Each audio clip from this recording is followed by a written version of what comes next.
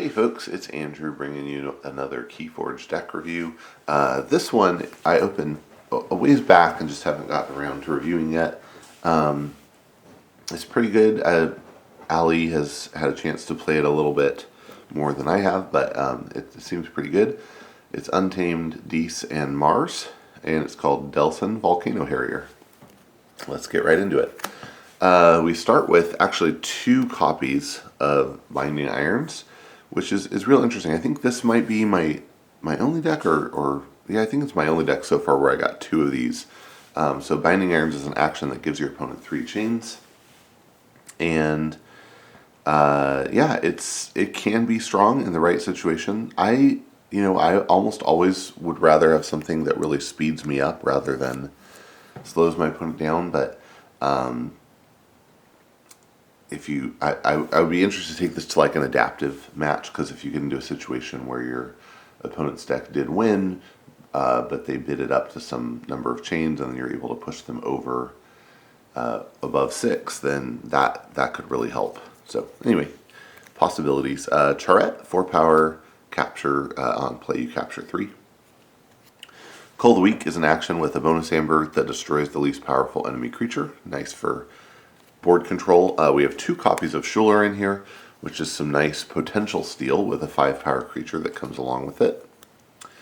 An Unlocked Gateway, which destroys each creature and has Omega, so after you play it, you end the step. And I think 1 is about the right number here. It's good to have 1 in the right situations. I usually don't wish I had 2. We have Library of the Damned, which lets us exhaust this artifact to archive a card. That can really build up over the course of a game. I like to see it. Life Ward is an artifact with a bonus amber that has Omni. Sacrifice it, and your opponent can't play creatures on their next turn. That's pretty good for slowing them down. Poltergeist is an action with a bonus amber that lets you use an artifact controlled by any player as if it were yours, and then you destroy that artifact. And then we have Soulkeeper, which is an upgrade with a bonus amber that gives the creature it's attached to destroy the most powerful enemy creature. That's also pretty interesting.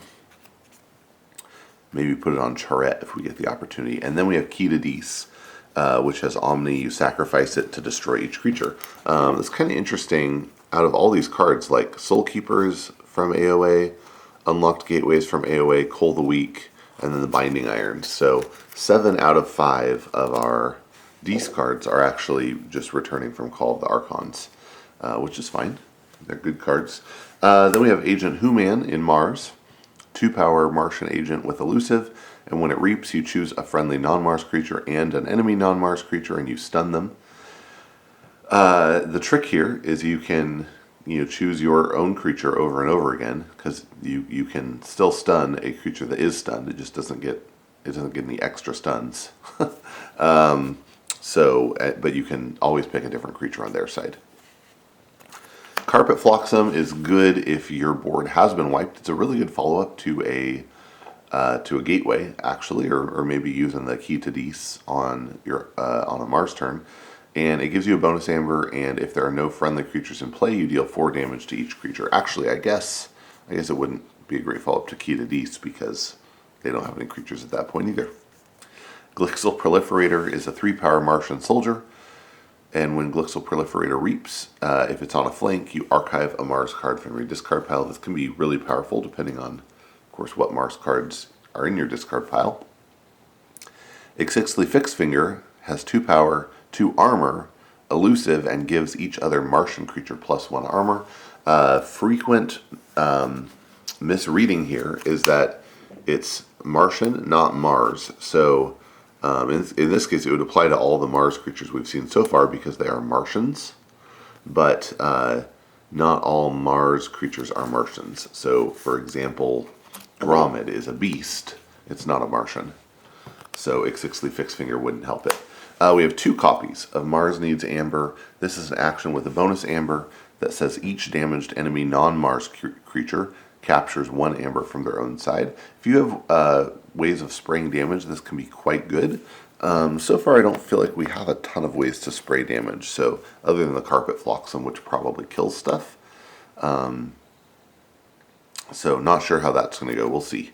Ixilk's Dominator is a 9-power with 1 armor robot. See, notice again, not a Martian. It's just a robot. It has taunt, but it enters play stunned. Really nice for protecting maybe like your proliferator, something like that.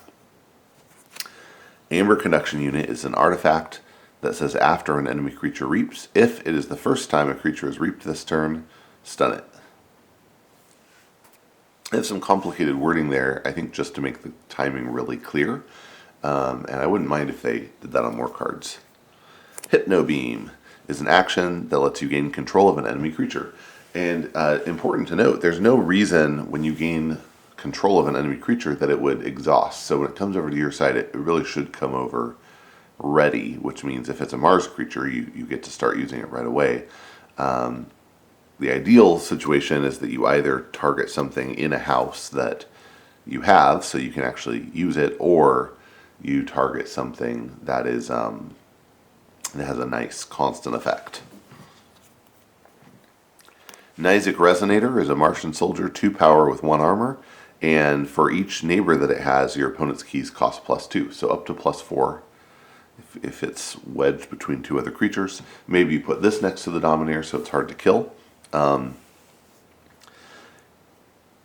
Increasing key cost is a really effective way to deal with rush decks. So I think it maybe doesn't get as much attention as other strategies. And here I was earlier saying how, I prefer to speed myself up than slow my opponent down. But the deck I was playing in Chainbound last night, it's Brobnar. It's pretty fast at generating Amber. But it also has Grunt Buggy, and there was a casual game I was playing where I definitely would have lost if I hadn't been able to drop the Grunt Buggy when I did. So, yeah, don't forget that making your opponent's keys cost more is a really effective way to deal with those crazy, untamed, rush and charge decks. Sample Collection is an action that when you play it, you put an enemy creature into your archives for each key your opponent has forged, so up to 2. And if any of these creatures leave your archives, they're put into their owner's hand instead. Normally, if anytime an opponent's creature would go to one of your out of play areas, it should go to their discard pile, to your opponent's discard pile. But in this case, it'll go to their hand because golden rule. Yeah, this can be quite good, and there's no other archives in here really, except the Glixel Proliferator. So, yeah. So there's a little bit of counter synergy there, but I don't think it's too bad. Martian Hounds is an interesting card. It's an action that when you play it, you choose a creature, and for each damaged creature on the board, you give the creature you chose 2 +1 power counters. Back in a Coda deck, this is how I ended up with like a 13 power Uxlik Zookeeper. And yeah, there's fun shenanigans that can happen here. Alright, on to Untamed. We have Darna, who on play gains 1 amber for each damaged friendly creature. Darna, by the way, is a 2 power elf witch. And when Darna reaps, you heal 2 damage from a friendly creature. Fanghouse is a 3 power beast with Assault 3 and Hazardous 3. And when I initially saw Fanghouse, I thought it wasn't that good. I thought, well, it has that Hazardous 3 built in. That's pretty cool, but I wish it had an ability that mattered. But actually, it turns out having Assault 3 does matter. This means that for any 3 power creature or lower, even if it has Elusive, it can just kill it and not take any damage. It means you can take out a 6 power creature if you really need to. And that Hazardous really does make it hard to deal with. So you're just not getting like Reap or constant effect value out of this, but you can get some nice fights out of this. Glimmer is a 1 power fairy with Alpha. So it has to be the first thing you play on your turn, and when you do that, you return a card from your discard pile to your hand. I love seeing Glimmer. It's a fantastic card. Yeah, really good. Grovekeeper is a 3 power human witch. At the end of your turn, you give each neighboring creature to Grovekeeper a +1 power counter. Key Charge is an action that makes you lose an amber, and if you do, you may forge a key at current cost. It's an oldie but a goodie. Nox is a 3-power beast that gets +3 power for each neighbor it has. By the way, this is one of those hard things, looking at Grovekeeper and Nox, really the right thing to do, you have to be careful here. A lot of people like to say Nox, take Nox and say like, well, if he has 2 neighbors, I'll put, +6 counters on him to show that he's power 9, which I get it.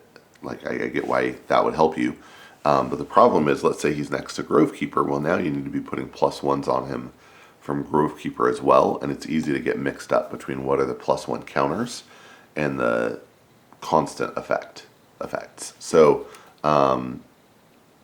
for that reason, the way that I prefer to play and the way that's more in line with organized play is that you just need to remember these constant effects and then the counters you put on. But I will, when playing, if someone makes a play where they say, okay, I'm going to kill that creature, and it turns out they actually can't because of some constant effect giving it power, I'll point that out to them, and can I say always? I think always, or at least most of the time, I think always. I say, hey, if you want to make a different choice, you're welcome to, because I don't want somebody to feel like they lost because, or had a bad turn. I lose a lot. So anyway, but I don't want somebody to have a bad turn because they forgot about a constant effect. That makes me sad. So anyway, yeah, there you go. That's Nox. Save the Pack is an action that destroys each damaged creature and gains you a chain. We have 2 copies in here of Tantadlin, which is a 9-power tree that only deals 2 damage when fighting, but after it fights, you discard a random card from your opponent's archives. So that can be an effective way to deal with Mars shenanigans as well as Logos craziness. So pretty cool stuff there. Amberspine Mongrel is a 3-power beast with Hazardous 3. And this one I love. I've got it in a few decks, and I wish I had it in more. It's just a fantastic card. It says, after your opponent uses a creature to reap, you gain an amber. And it has that hazardous built in, which is just super cool. So it has an effect that really makes your opponent want to deal with it. It doesn't slow them down at all. It just says that you get a huge benefit when they reap. I love it. We have Chota Hazri, 3-power human witch, who on play makes you lose an amber, and if you do, you can forge a key at current cost. So basically another key charge with a creature attached. And then Wave the Porcupine is an upgrade with a bonus amber that gives a creature Hazardous 3. So, you throw this on Fanghouse or Amberspine Mongrel, and suddenly they're Hazardous 6, essentially, which is pretty fantastic. Yeah. Now, looking at this, I think it's pretty good. I like having the steel and Dees. There's some good, solid board control. Artifact control, Life Word, along with Gateway. I mean, you can... you have a lot of options to make sure your opponent doesn't get a lot of board state. Some amber control in the Mars, and then decent stuff, big stuff, some archive control. But look, in the Untamed, there's just not a lot of amber generation, so that's interesting. There is, maybe with Darna we get some, but we don't have that many big creatures, so I wouldn't count on that. And then, having Key Charge and Chota Hazri without that much amber generation is a little bit sad. There's Amberspine Mongrel, which maybe would generate a bunch of amber, but then that's a little silly to have with the Key Charge and Chota because, if the Amberspine Mongrel is what pushes us up into forging range, then, which it'll just happen at the start of our turn, because all that gain happens during our opponent's turn. So anyway, a little bit of a letdown in the Untamed set there. I think the Mars and Dees are quite a bit stronger, although the Untamed one set here is still really cool. So, I definitely, it's a fun deck to play. It's just, I think it misses out on a little bit of strength because of the way that the Untamed is set up. So anyway, that's that. Thanks so much for joining me for this deck review. I hope you enjoyed it and that you'll get out and forge some keys.